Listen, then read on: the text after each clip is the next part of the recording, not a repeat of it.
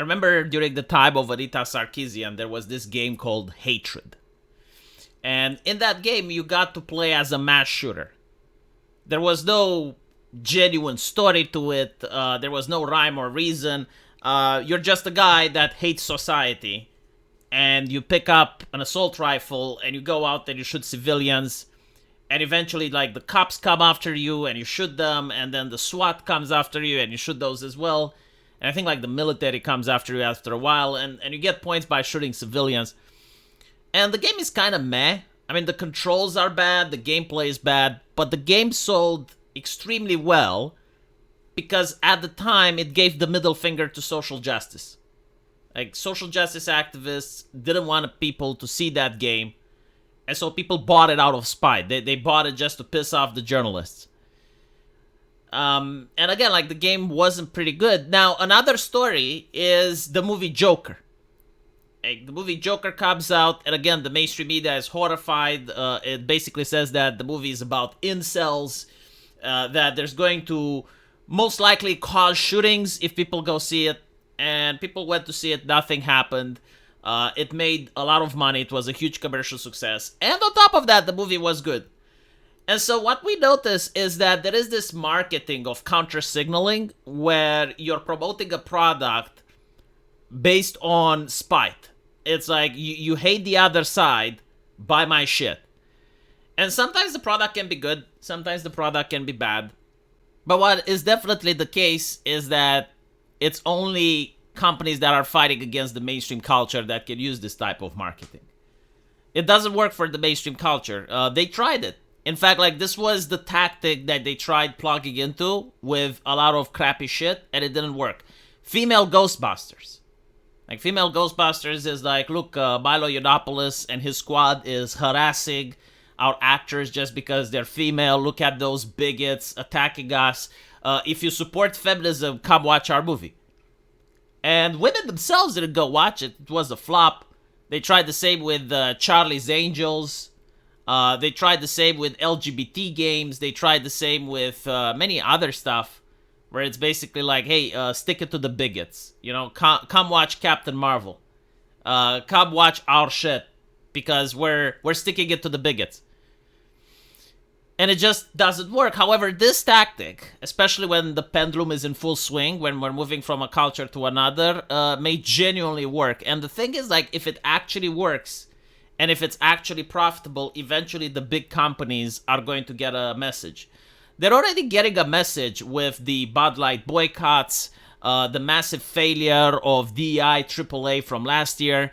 And so if they also notice that being against DEI is extremely profitable, then the message can be received. And so I hope that this particular company is going to do well, because I also think that their game is pretty good. Well, as good as it can be for a AA company. Because while they do not have the same resources and manpower like From Software, their game Lords of the Fallen was pretty decent. I actually enjoyed it, and I found it entertaining. So I have hope that the company can put out good products, and, you know, the marketing based on spite is just the window dressing to get people's attention.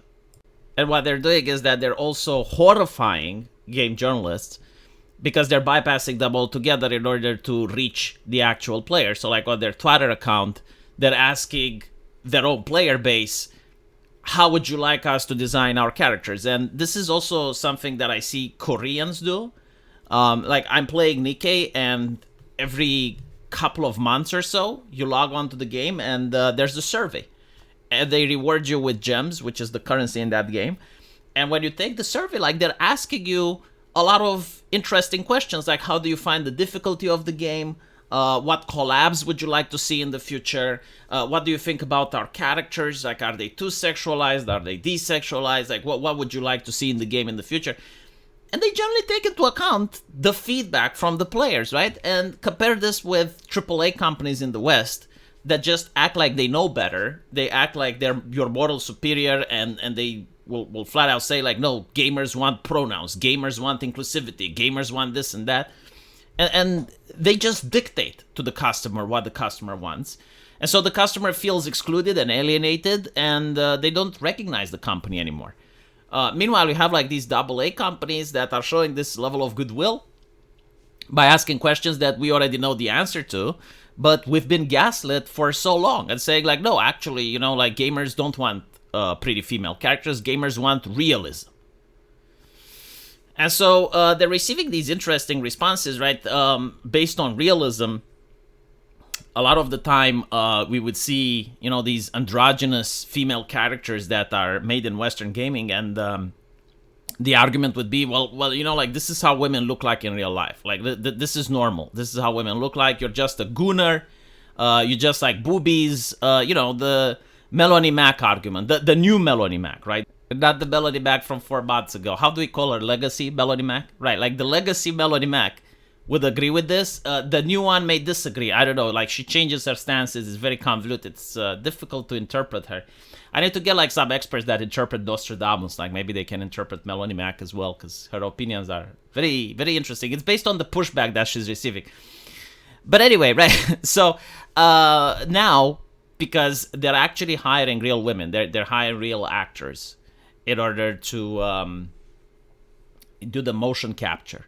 You can notice that this is how the actress looks like, and this is the end result, right? So like companies, in order to do realism, they would uglify the women as much as possible.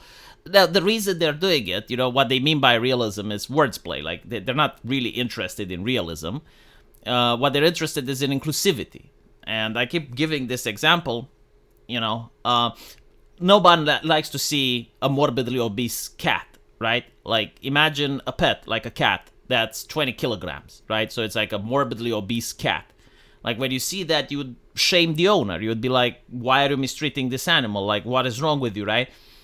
And so the owner, being upset that people shame his cat, which is morbidly obese, would think like, okay, well, I need to normalize obese cats in order to change people's perception so that they stop moralizing me.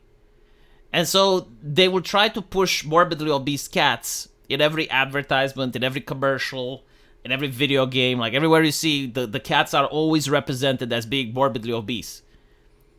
And their theory is that this is going to get people to accept morbidly obese cats. But what it does is just people get disgusted with the advertisements, that get disgusted with the video games. Because again, like a morbidly obese cat is pet abuse.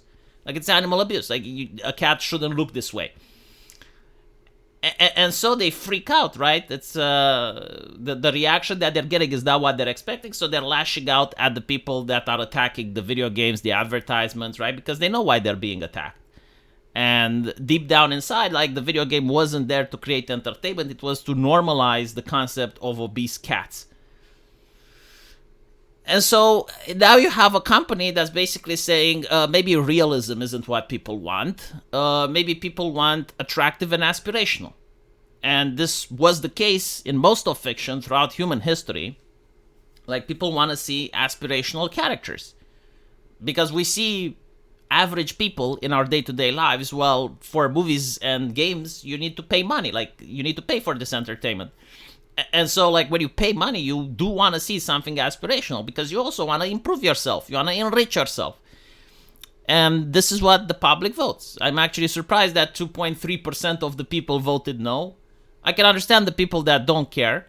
But I would say that, like, if you don't care, then you won't mind if you're getting the aspirational treatment, right? Because you're either way. So if you can swing either way, then who cares?